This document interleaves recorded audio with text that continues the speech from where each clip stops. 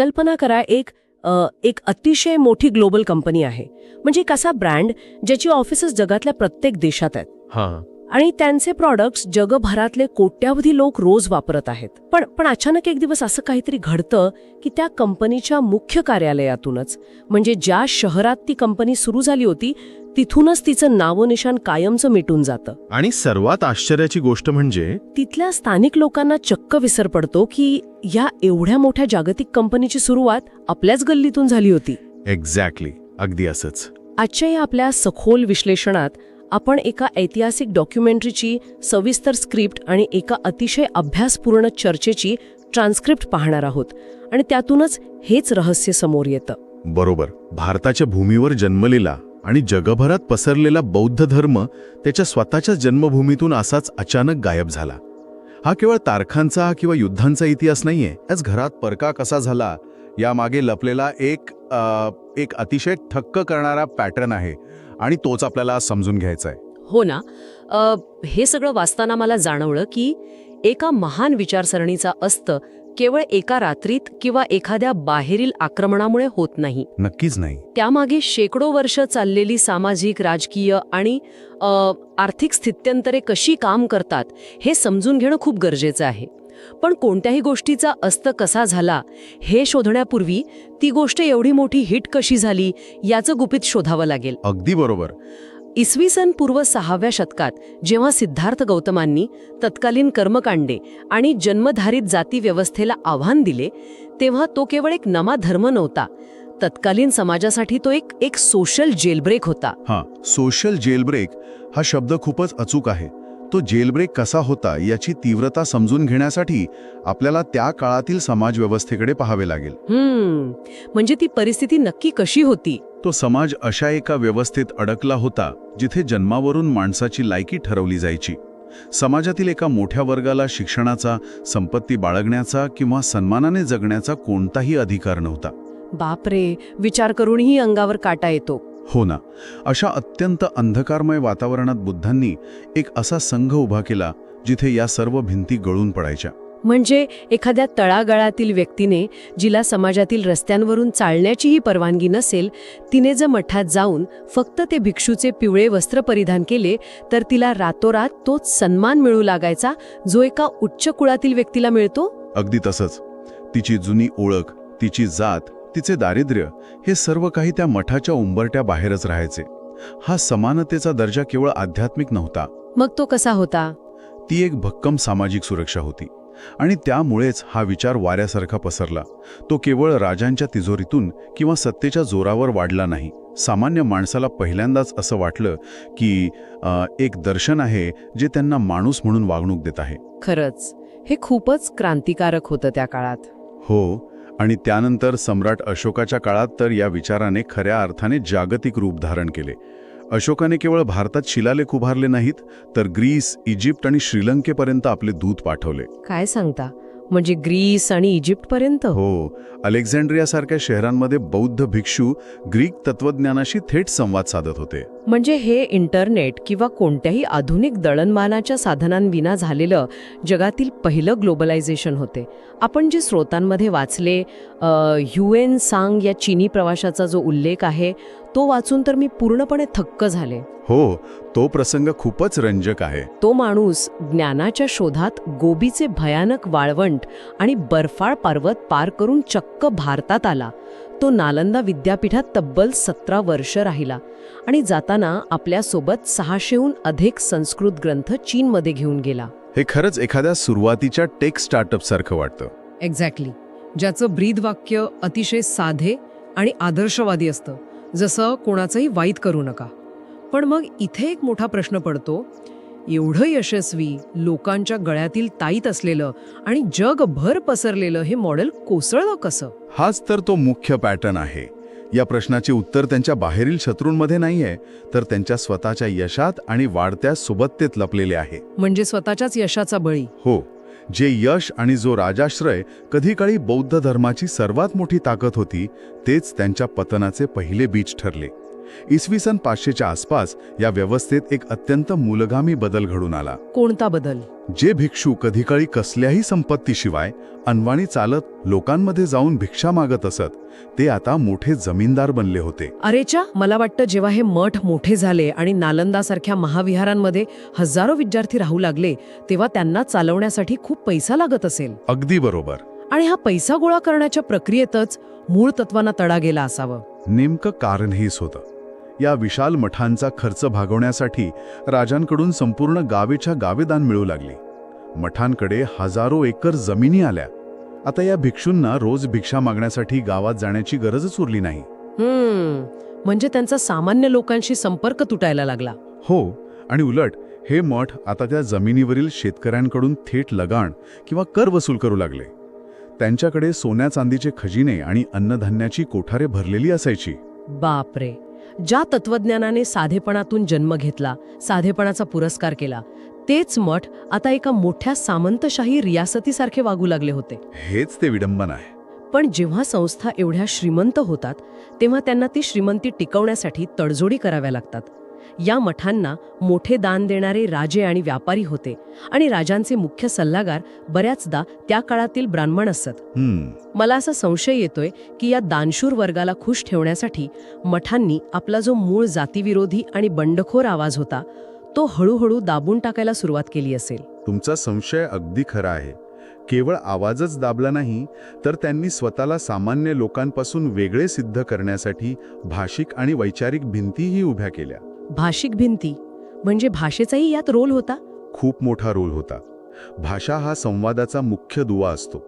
बुद्धांनी आपले उपदेश देण्यासाठी सर्वसामान्यांची भाषा वापरली होती, पाली आणि प्राकृत, कारण ती भाषा थेट लोकांच्या हृदयाला भिडायची.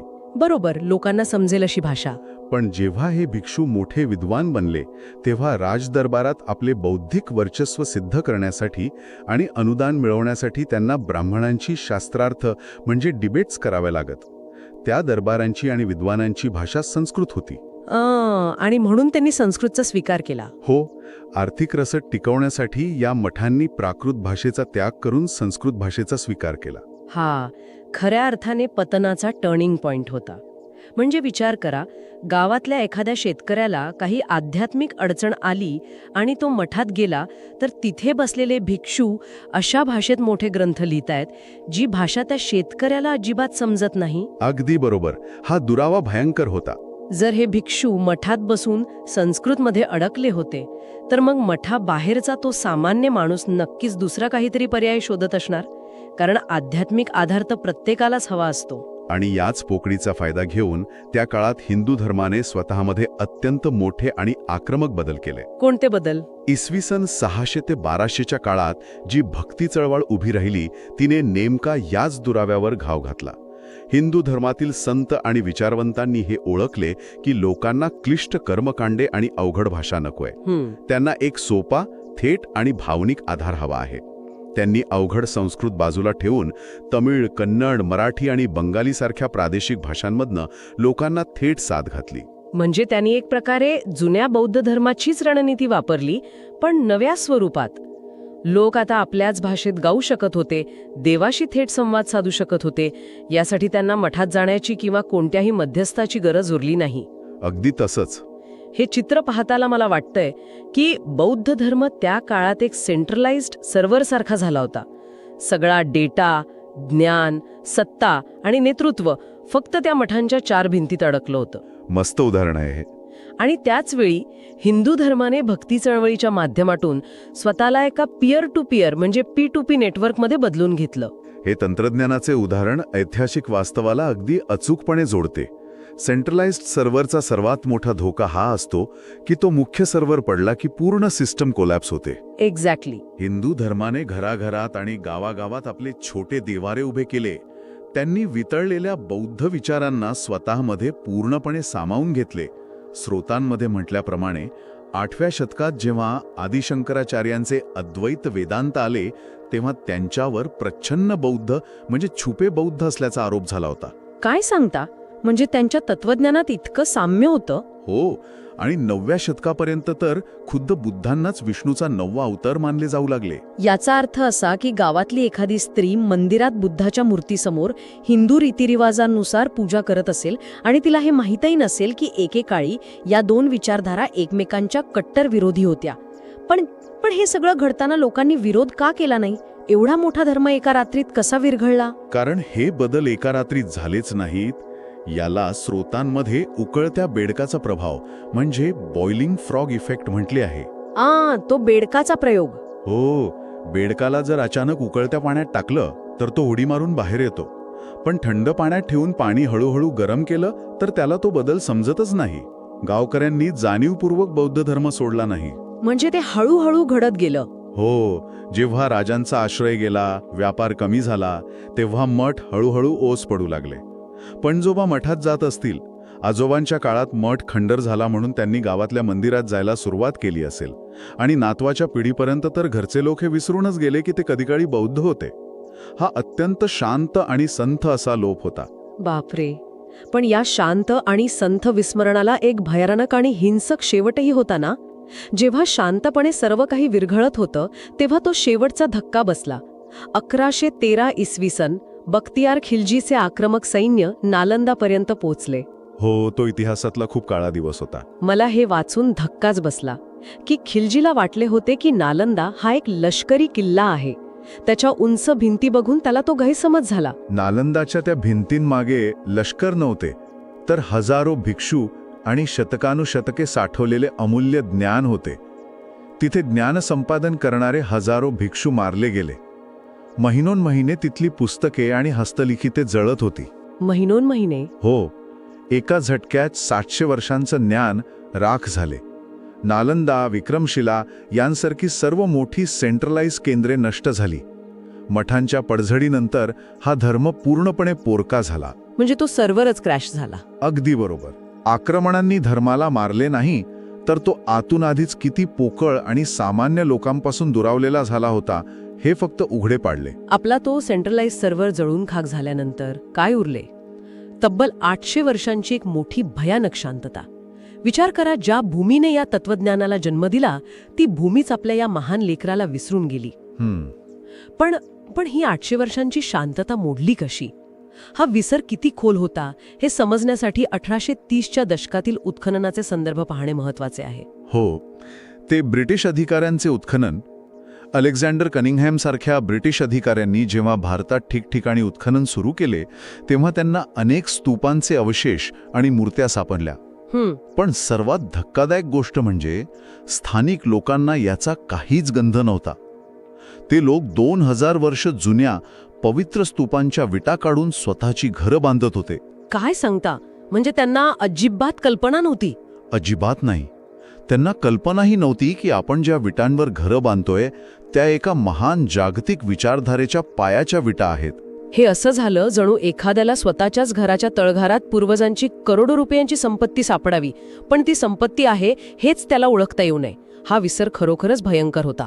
हो ना. पण सुदैवाने हा केवळ इतिहासाचा शोध ठरला नाही. या विचाराला आधुनिक काळात पुन्हा एकदा नवा आकार मिळाला, तो 20व्या शतकात.